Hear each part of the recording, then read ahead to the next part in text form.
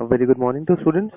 So we were on the flexural strength of concrete, which is an indirect method of determining the tensile strength of concrete. As we have already discussed, that concrete must have the ability to resist a part of tensile stresses uh, that is going to be subjected over it. Okay. So for that, let's discuss about why this tensile stresses occurs over the concrete pavement. Okay.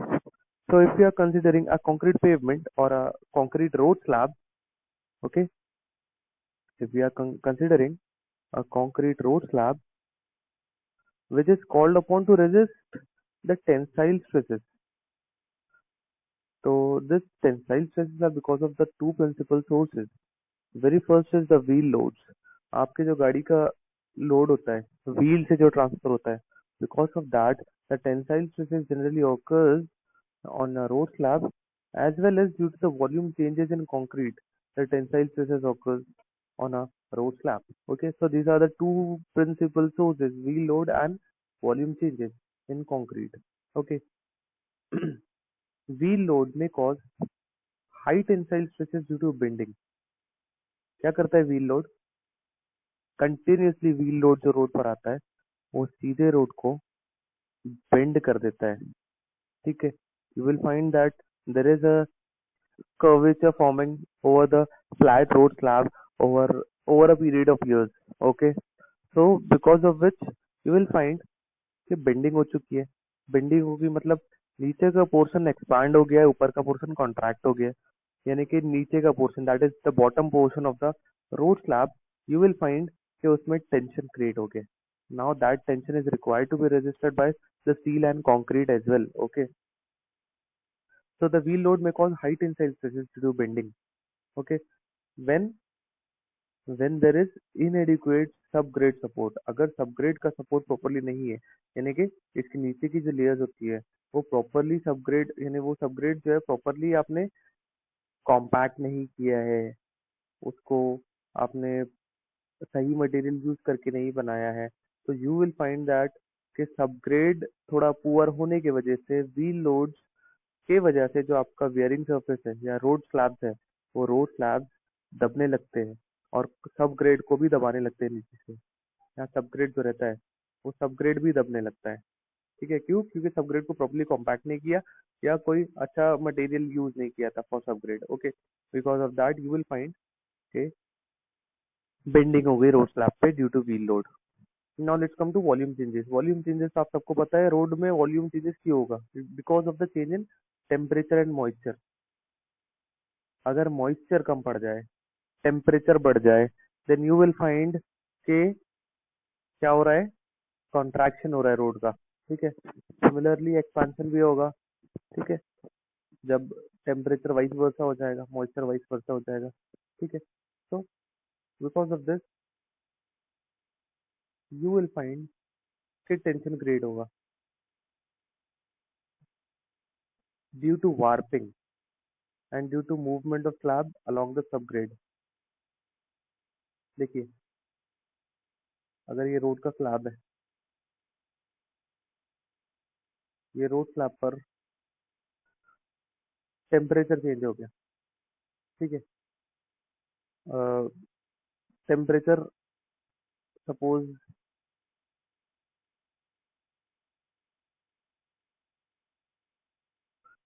Summer चालू है, so you will find this concrete will going to expand. ये अपनी जगह से थोड़ी सी और ज्यादा जगह लेने लगेगा. ठीक है, इसके लिए क्या करते हैं, कोल्ड जॉइंट्स बनाते हैं हर पैनल के बीच में. एक कोल्ड जॉइंट्स बनाते हैं ताकि वहां तक कंक्रीट एक्सपांड हो सके. उसको एक लिमिट दिया जाता है कि इतना एक्सपांड हो सकता है. ठीक है, बट ड्यू टू एक्सपेंशन क्या होगा कंक्रीट में? कंक्रीट की बॉडी में भी तो फर्क पड़ेगा. कंक्रीट आपका एक सॉलिड स्ट्रक्चर है. ठीक है, एक homogeneous solid well compacted structure है, बट एक्सपैंड हो रहा है ड्यू टू हॉट वेदर. तो कंक्रीट को उस एक्सपेंशन को या टेंशन को कैरी करना आना चाहिए. और चीज होती है, इससे वार्पिंग भी होती है. वॉल्यूम चेंज होने की वजह से वार्पिंग होती है. वार्पिंग मीन एक्सपैंड होते होते वो ट्विस्ट भी होता है, हल्का सा यानी ट्विस्ट होने लगता है. ठीक है ना. और साथ साथ में ये जब फैल रहा है तो सबग्रेड के ऊपर वो मूव कर रहा है, सबग्रेड के ऊपर वो मूव कर रहा है। ये सब बिहेवियर्स होते हैं। ठीक है, क्या समझाया मैंने? मैं दोबारा बोलता हूँ। आपका एक कॉन्क्रीट रोड स्लैब है जिसका मैं पैनल पकड़ रहा हूँ। हॉट वेदर है, हॉट वेदर में क्या होगा, ये कोल्ड जॉइंट्स की जो जगह है वहां तक ये एक्सपांड हो जाएगा। लेकिन एक्सपांड होने की वजह से इस बॉडी में भी तो कुछ बिहेवियरल चेंज आएंगे। तो इसमें क्या होता है, वार्पिंग क्रिएट होती है, इसमें वार्पिंग क्रिएट होती है और ये सबग्रेड के ऊपर फैलता है। ठीक है ना? This is the point that has been discussed in this sentence. Okay, and this tensile stress due to volume changes alone may be very high. ये काफी ज्यादा होता है, volume changes due to temperature. ठीक है, that volume changes alone is very high. ठीक है, उसकी वजह से काफी टेंसाइल स्ट्रेसेस डेवलप होता है। वार्पिंग वगैरह, वार्पिंग मीन्स खींचना, दैट मीन्स एक ट्विस्टिंग इफेक्ट दिखना रोड स्लैब पर। ठीक है, that is a major that takes place on a road slab due to volume change in summer और विंटर।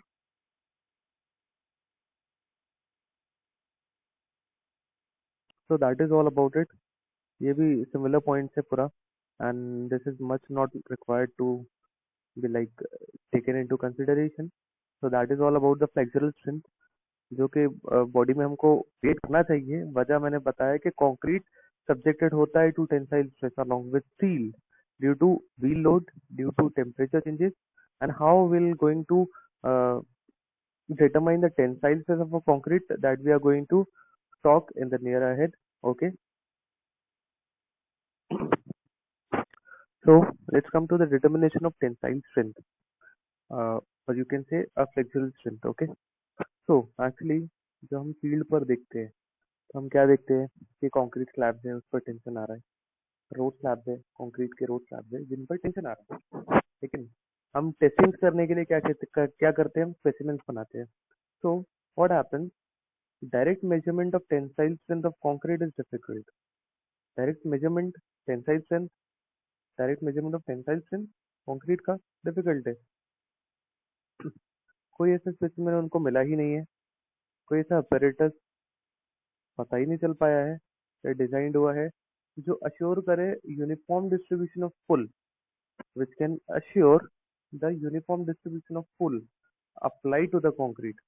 कंक्रीट पे जो खिंचाव अप्लाई होता है स्ट्रक्चर में, तो उसका एक रेप्लिका हम कैसे लेकर आए, that has yet not been designed to consider as a specimen for testing the tensile strength, for direct testing या direct measurement of tensile strength। हालांकि there are number of investigations involving the direct measurement of tensile strength। okay, बहुत सारे investigation इसके ऊपर किया गया है, out of which ये फाइंड किया गया है beam tests are found to be dependable to measure the flexural strength। beam tests are found to be dependable to measure the flexural strength of concrete। flexural strength is indirect measurement of tensile strength। ठीक है ना? flexural strength is the indirect method of determining the tensile strength। तो अब आते हैं हम indirect method पर। तो क्या कह रहे हैं देखते हैं। The modulus of rupture, modulus of rupture को आप ये भी कह सकते हो फ्लेक्सुरल स्ट्रेंथ या टॉर्जनल स्ट्रेंथ। ठीक है, फ्लेक्सुरल स्ट्रेंथ भी कह सकते हो, यानी कि हम जो वर्ड पहले से यूज कर रहे हैं दैट इज, उसका अलग एक ऑल्टरनेटिव टर्म है मॉड्यूलस ऑफ रप्चर। अगर उसकी डेफिनेशन हम बोले तो कि फ्लेक्सुरल स्ट्रेंथ या modulus of rupture is the maximum shear stress, is the maximum shear stress in the extreme fiber of the member, in the extreme fiber of the member।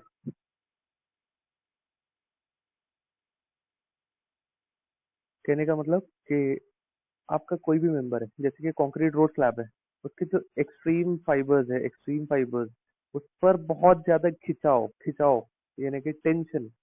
ठीक है, pull, that maximum pull on the extreme fiber of the panel of the concrete road, that tension is called as the modulus of rupture या flexural strength। okay, so the flexural strength depend upon the dimension of the beam। क्या बोला गया इसके पहले वाली statement में, मैं वापस से आपको पढ़ के बता रहा हूँ। Beam test are found to be dependable to measure the indirect tensile strength of a concrete.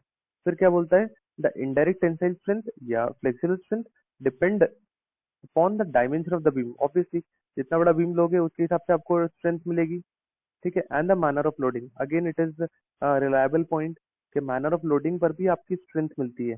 अगर मैं अलग तरीके से लोडिंग करूँ हर पॉइंट पर तो मुझे स्ट्रेंथ अलग अलग मिलेगी, ठीक है ना। सबसे ज्यादा स्ट्रेंथ कहाँ मिलेगी मुझे, एक कोई मैं बीम ले लेता हूँ, ये अगर मेरी बीम है, इस पे लोडिंग हो रही है एक्स वाई जेड किसी भी पॉइंट पर, so at which point you will find the maximum strength। देखिए ये सपोर्टेड होता है, एंड एंड सपोर्ट, ठीक है। एंड सपोर्टेड होता है मतलब ये सिंपली सपोर्टेड है, ठीक है। सिंपली सपोर्टेड, आप फ्रॉम सब्जेक्ट पढ़ रहे हो, सिंपली सपोर्टेड बीम पर मैक्सिमम बेंडिंग कहाँ आती है, ठीक है। मैक्सिमम बेंडिंग कहाँ आती है, at the centre point, for which loading कहाँ होनी चाहिए, loading should also be at the centre.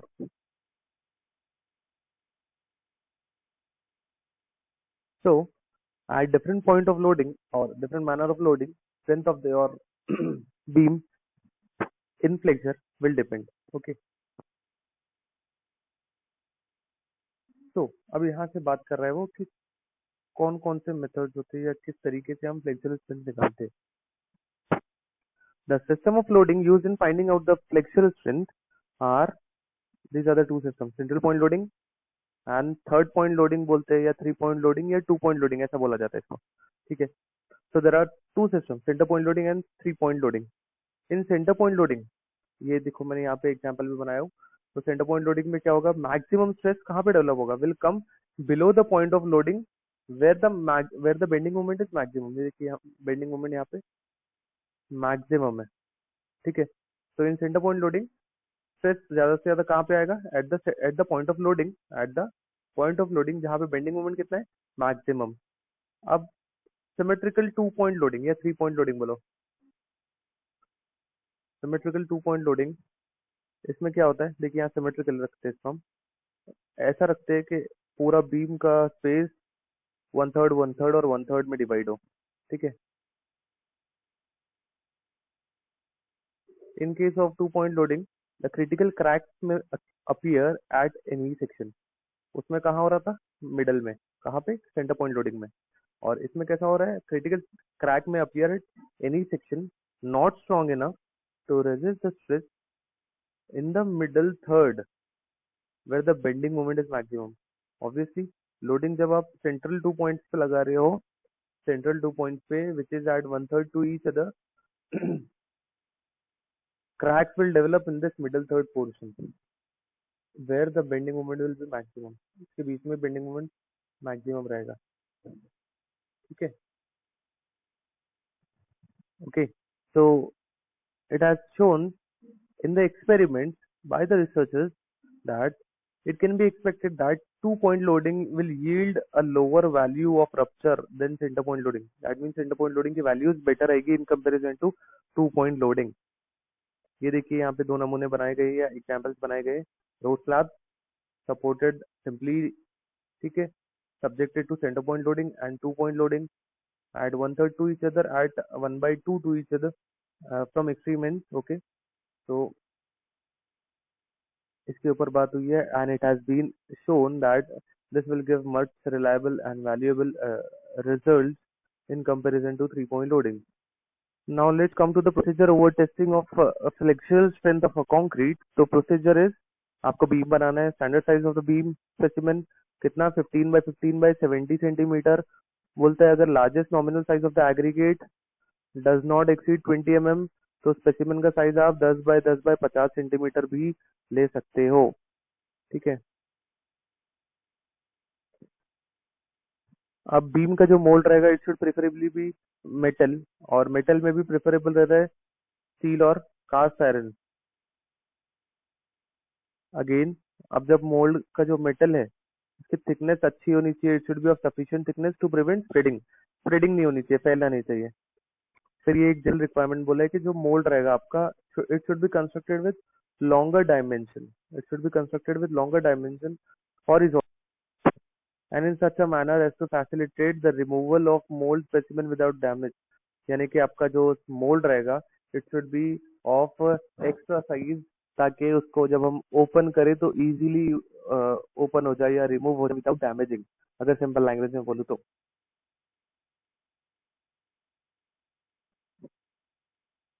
Now they are talking about the tamping bar. Tamping bar steel का होना चाहिए, ठीक है। उसका वेट एटलीस्ट 2 kg का होना चाहिए, उसकी लेंथ एटलीस्ट 40 सेंटीमीटर होनी चाहिए, और रैमिंग फेस स्क्वायर होना चाहिए 25 mm का, ठीक है। ये जनरल रिक्वायरमेंट है कि आप जब बीम को मोल्ड में बीम का मोल्ड है उसके अंदर कंक्रीट डालोगे तो you need to tamp it. तो tamping rod should be steel 2 kg 40 centimetre length and ramming face 25 mm square. Hello, okay. Now they are talking about the testing machine. The testing machine should be of reliable type, जिसकी capacity sufficient होनी चाहिए for the test and capable of applying the load at the rate specified. जितना rate हमको लग रहा है उतने rate पर हम लोड लगा सके।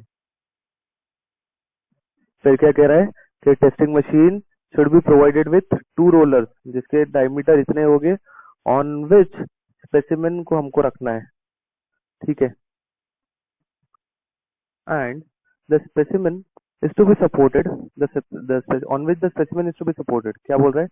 The testing machine should be provided with 2 rollers जिनके डायमीटर इतने हैं जिसके ऊपर specimen सपोर्ट करेगा, and the rollers should be so mounted। यहाँ पे एक्चुअली कट चुका है, मैं आपको नोट जो दूंगा उसमें आपको प्रॉपरली विजिबल रहेगा। and the rollers should be so mounted that कि उनके बीच के distance should be this much for 15 centimetre specimen, ठीक है। This is actually centimeter, 60 centimeter for 15 centimeter specimen और 40 centimeter for 10 centimeter specimen, okay। इतना middle spacing रहेगी between rollers to rollers for different types of specimen। आगे चलते हैं।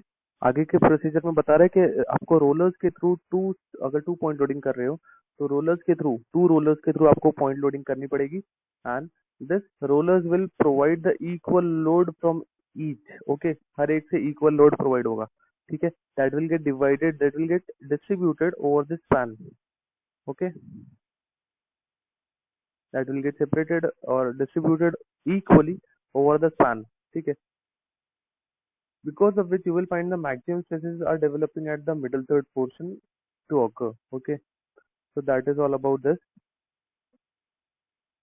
flexural strength of concrete. उसका assembly कैसी रहती है, उसका प्रोसीजर कैसा रहता है, रोलर्स लगाना पड़ता है, रोलर्स के ऊपर आपका स्पेसिमेन रखना पड़ता है, फिर रोलर्स से लोडिंग करना पड़ता है। 2 पॉइंट लोडिंग है तो 2 पॉइंट लोडिंग में देखिए यहाँ पे एक कुछ वैल्यू लिखी हुई है। ये वैल्यू किस चीज़ की है?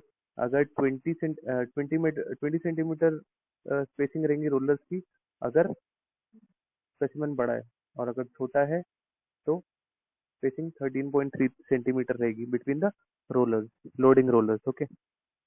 बस वही चीज़ है, और वही बता रहे हैं कि लोडिंग इनके थ्रू ही होगी, रोलर्स के थ्रू, और डिस्ट्रीब्यूट होगी over the span, and that is it. और कब तक लोडिंग करेंगे? जब तक रप्चर ना हो। That is the simple procedure of flexural strength. 2 point loading से और सेंटर पॉइंट लोडिंग से दोनों से एक जैसे ही है। आपको डायमेंशंस और डिटेलिंग सबकी उस प्रोसीजर में दे दी गई है। अगर 2 पॉइंट लोडिंग के लिए बता दी गई है तो हम सेंटर पॉइंट लोडिंग के लिए खुद से बना सकते हैं, क्योंकि नीचे का असेंबली तो सेम रहेगा, ये सेम रहेगा, इनके साइजेस आपको पता है क्या रखने हैं। बस ये लोडिंग जो है सेंटर पर रहेंगी, ये वाली लोडिंग 2 पॉइंट लोडिंग की जगह सेंटर पॉइंट लोडिंग है तो, ठीक है। और 2 पॉइंट लोडिंग है इसलिए ये इतने या इतने स्पेसिंग पर रहेंगे depending on the size of the specimen. That is it about the flexural strength का procedure. Now let's come to the split tensile strength of concrete। Now, what is the split tensile strength of a concrete? It is again a method of determining the tensile strength of a concrete। किस पर? लेकिन it is on a cylinder जो split होगा across the vertical diameter, अपने vertical diameter से split होगा अगर उस पर हमने tensile strength लगाया यानी कि पुल लगाया। It is also an indirect method of tensile strength of concrete। It is also an indirect method of testing the tensile strength of a concrete। So straight away directly come to the procedure of it। The specimen is made up of cylindrical shape जिसका diameter कितना रहेगा? Not less than 4 times the maximum size of the coarse aggregate. जैसे कि 25 mm coarse aggregate ले रहे हो तो उसका 4 टाइम दैट इज 100 mm। लेकिन 100 mm ले सकते हैं क्या? नहीं, वो बोल रहा है it should not be less than 150 mm। आपका सिलेंड्रिकल शेप का diameter should not be less than 150 mm। Okay, यहाँ इसको 4 times the maximum size of aggregate रहना है, और 4 times the maximum size of aggregate 150 से कम आता है तो आपको directly 150 mm the word diameter of the cylindrical shape लेना पड़ेगा। The length of cylinder varies from 1 to 2 diameter. देखिए सिलेंडर है वो, तो सिलेंडर ऐसा रहेगा, ठीक है।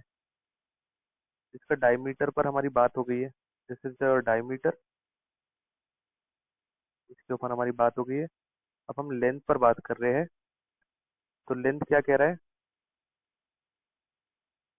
लेंथ शुड बी 1 टाइम या 2 टाइम के बीच का, जितना भी रखना चाहो आप, 1 to 2 times the diameter. Okay, normally the test cylinder is 150 mm diameter and 300 mm long.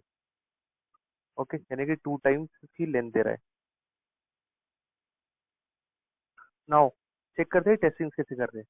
The testing consist of applying compressive load लगा रहे हैं कहाँ पे?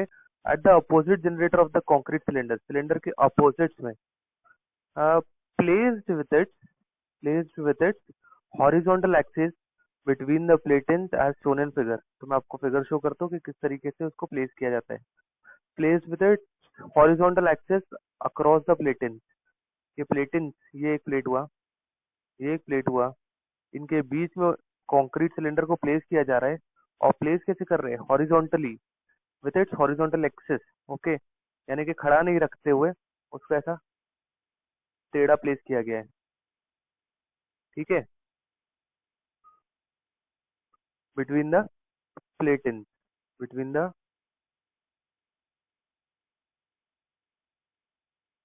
प्लेटिन। Okay, I hope it is clear to all of you students. Now loading चालू करते हैं।